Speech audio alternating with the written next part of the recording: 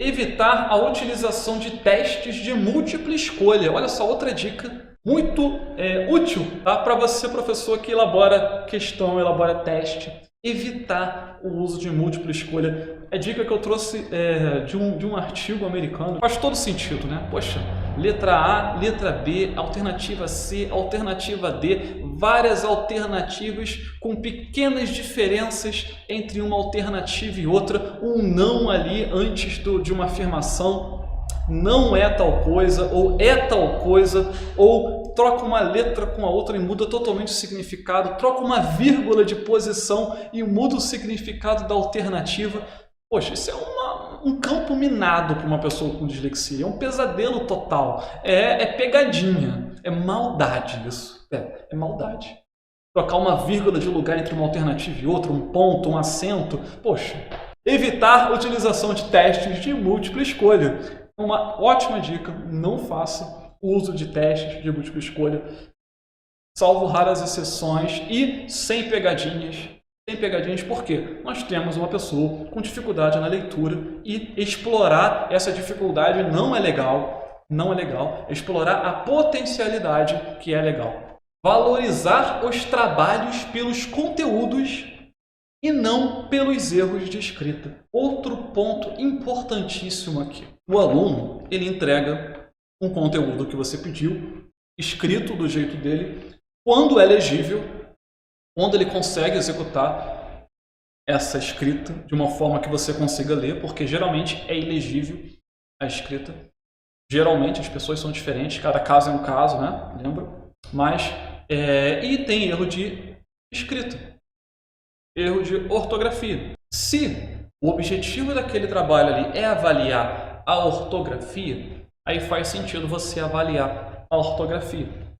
Mas se o objetivo daquele trabalho ali é avaliar um conhecimento específico sobre geografia, ou sobre história, ou sobre um poema, mesmo que seja da disciplina de português, se o objetivo não for ortografia, ou fazer uma releitura de um poema, de uma poesia, não sei, avaliar o aluno pelos erros de ortografia, descontar ponto dele por isso, não é uma boa prática.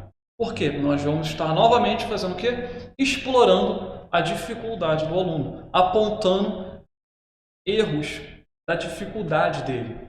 É como se você estivesse colocando o dedo na ferida dele. Isso não é legal. Explorar o potencial do aluno, que é bacana.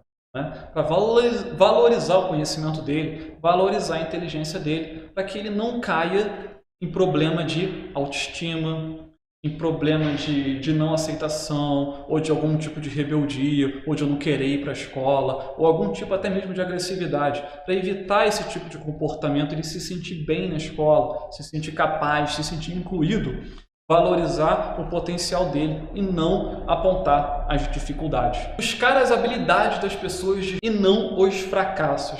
É o que a gente acabou de falar aqui. O que ele tem de potencial? O que ele faz bem? Ele desenha? Ele fala bem? Ele é um bom ouvinte? Ele gosta de pintar, de colorir? O que ele faz bem? Ele gosta de jogar videogame? O que ele faz bem? Conversar com os amigos? Valorizar o que ele faz bem, o que ele entrega de valor, que pode ser valorizado, e não apontar para os fracassos dele. Ah, você lê muito mal. Botar ele para ler diante da turma, por exemplo, um pesadelo total também. Pedir para o aluno ler um trecho do livro na frente da turma inteira, o aluno com dislexia. Não é legal, a não ser que você já tenha combinado isso com ele antes. Já tenha testado, já tenha verificado que ele vai conseguir fazer isso. E aí, tudo combinado, tudo acertado, naquele momento você pede para ele ler. E ele consegue executar perfeitamente, porque ele já sabia, já tinha se preparado. E aí ele vai se sentir valorizado. Ele vai se sentir superior à dificuldade dele, àquela dificuldade específica. Isso é legal. Mas colocar ele, expor ele a uma situação onde ele pode fracassar por causa da dislexia, vai gerar problema. Utilizar leitura compartilhada como forma lúdica tem o objetivo de estimular a leitura e a imaginação do aprendente. Para quem vem me acompanhando um pouquinho, eu sou defensor aqui da leitura compartilhada, eu acredito que é incrível e uma das indicações era utilizar a leitura compartilhada com o nosso aluno com dislexia também.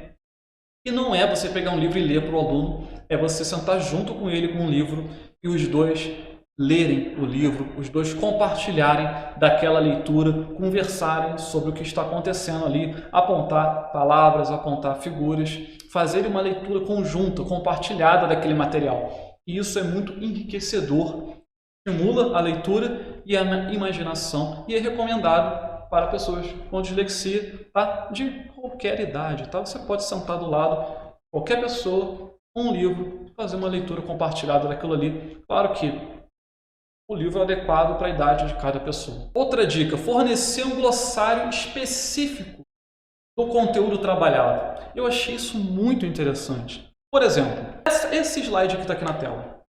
Forneça um glossário específico do conteúdo trabalhado. Palavras-chave aqui.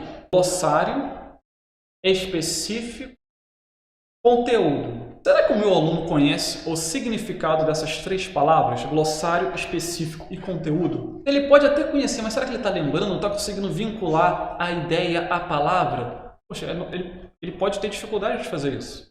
Lembra do camarão e do macarrão? Talvez ele esteja lendo glossário ali e esteja pensando em outra coisa. Ou está lendo conteúdo e pensando em outra coisa. Então, eu ter uma listinha, um glossário, do lado da atividade, com as principais palavras da atividade, as palavras que ele precisa realmente entender o significado para executar aquela atividade, e a palavra, tracinho, e do lado o significado. Glossário, tracinho, o que significa. Específico, tracinho, o que significa. Conteúdo, tracinho, e o que significa. Isso pode ajudar muito ele a ler aquele texto, a interpretar aquele texto. É uma excelente dica. Destaque as informações mais importantes com o marca-texto. É uma dica que o pessoal já comentou bastante aqui no chat. A pessoa usa para estudar, usar marca-texto, sublinhar o trecho do livro. Você pode fazer isso para o seu aluno também. Vai entregar uma atividade para ele, vai entregar um livro. Marca já para ele, antes de entregar para ele, ou junto, senta aqui do meu lado. Então, nesse livro aqui, nessa atividade aqui, vai falar sobre isso, isso, isso, isso, você deixa grifado ali as palavras principais.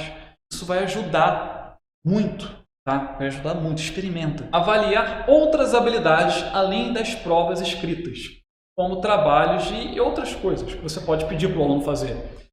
A avaliação não precisa ser apenas prova escrita. Pode ser trabalho, pode ser alguma atividade em sala de aula, pode ser uma atividade em grupo, de conversação, pode ser uma roda de discussão sobre algum tema, avaliar a participação dele naquela conversa. Existem vários recursos para você fugir do que o aluno tem dificuldade e explorar as habilidades dele. Cópias de textos longos, sempre que possível, devem ser evitadas e diminuir deveres de casa envolvendo a leitura e escrita. Poxa, não vai passar para um aluno copiar um texto gigantesco de um livro ou do quadro. Isso é maldade também. Eu sei que existe necessidade de fazer cópia, de trabalhar cópia escrita com a turma. Existe necessidade dessas atividades com a turma, né? Isso faz parte da rotina escolar. Mas, para o aluno, pode ser pensado uma atividade diferente, tá bom? Isso não vai estar excluindo ele. Só que você pode explorar o potencial dele, não a dificuldade. Então, uma atividade alternativa seria interessante. Poxa, mas Leandro, se para toda a turma eu passo uma atividade de cópia de texto e para o aluno com dislexia eu passo uma outra atividade, ele não vai se sentir excluído? Sim. Mas o que você pode fazer? Poxa, eu tenho uma atividade de cópia de texto, aí o que eu vou fazer? Eu posso, sabiamente, antes de anunciar essa atividade, propor mais outras duas atividades. Pessoal, nós temos aqui essa atividade para copiar esse texto. Eu vou ler aqui com vocês antes e eu vou ler o texto. Nós temos 3 opções de atividade. Vocês podem escolher copiar o texto ou desenhar todos os personagens do texto num pedaço de papel ou fazer a imitação de um personagem do texto aqui na frente da turma.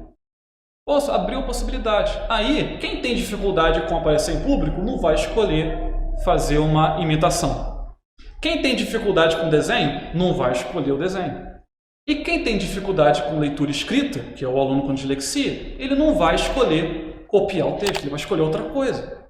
E aí você não expõe dificuldade de ninguém e abre possibilidade para que cada um demonstre a sua habilidade, o seu potencial, não é? Sem expor ninguém. É um jeito criativo de não excluir um aluno e criar uma aula verdadeiramente inclusiva. Tá? Você dar opções.